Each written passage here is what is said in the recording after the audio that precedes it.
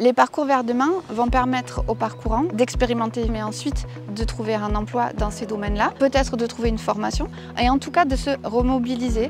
On est entre de la formation et de la remobilisation et c'est peut-être cette nouvelle forme d'apprentissage qu'on est en train de tester dans les tiers-lieux.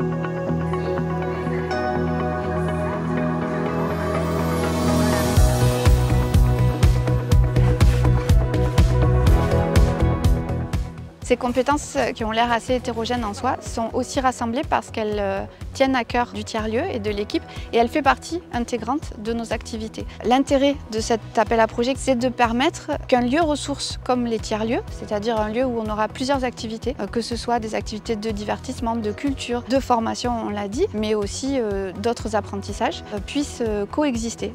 On a un rôle un peu transversal puisqu'on intervient donc sur deux niveaux, à la fois l'accompagnement des acteurs mais aussi l'accompagnement des personnes qui vont être en charge du suivi des bénéficiaires de cette action. Notre plus-value, notre domaine de compétence, c'est vraiment la formation, la pédagogie.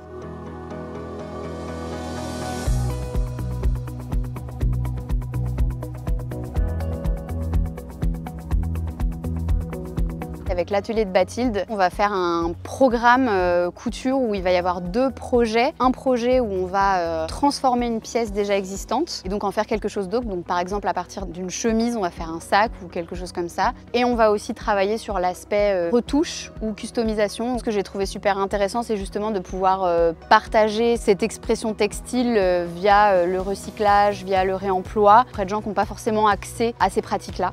Sur le parcours éco-construction, on travaille en partenariat avec la Pierre au Carré qui fait partie du consortium depuis le démarrage du projet. Là, on est à côté d'une petite réalisation donc en mèche de chanvre, mortier de chaux, sable et d'eau. Et c'est une des réalisations qui servira au tronc commun de Definov. On va travailler plutôt la création de mortiers, on va travailler autour de l'intérêt du chanvre dans l'éco-construction et projeter une réalisation commune qui va nous permettre déjà de nous sensibiliser à l'univers du chantier.